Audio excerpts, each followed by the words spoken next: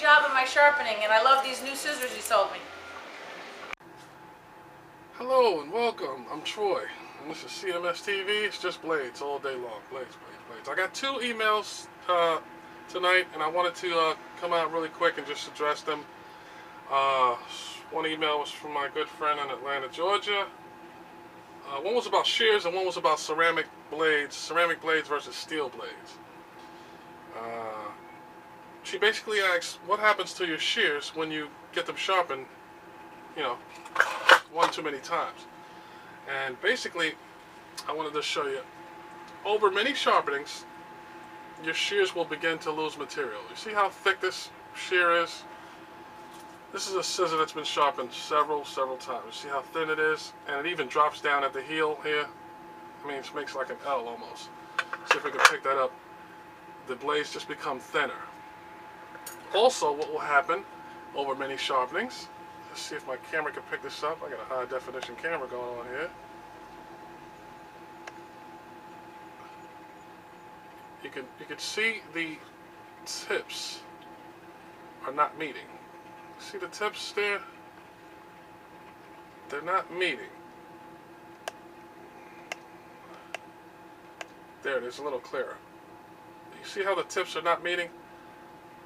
That's what will happen after you sharpen a scissor several times. I mean, the handles, both handles are touching, right? But the tips are not meeting. So now you'll find that this scissor is extremely sharp, right? Here. See that?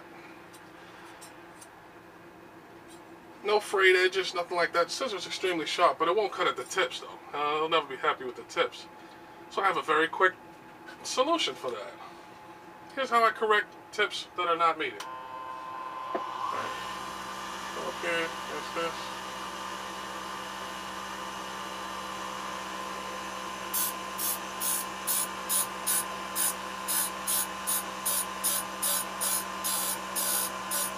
Very short strokes. So I don't want to overheat the metal. Once you overheat the metal, then you change the temper of the shear. That's why we do this in short strokes. You can see now, those tips are flat. Okay? Let's see if the camera can pick that up really quick. See those tips? Nice and flat. So now what I'm going to do is I'm going to round the tips off.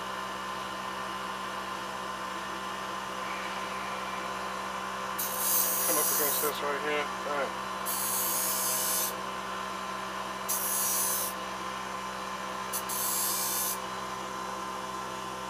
There you go. Look at those tips now.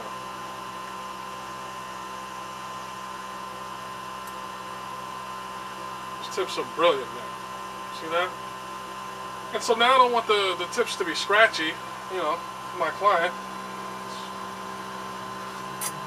So I'll just smooth them out a little bit.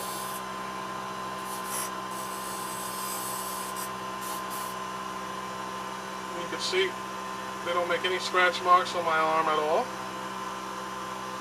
And the tips are brilliant. Alright? And she's going to be very happy when she gets those scissors back. And that's basically how you correct a scissor that doesn't meet at the tips or that's been sharpened several times. Scissor that's been sharpened several times and no longer meeting at the tips. A lot of sharpeners don't know how to address that, but that's how you address that really quickly. Again, so the scissor will.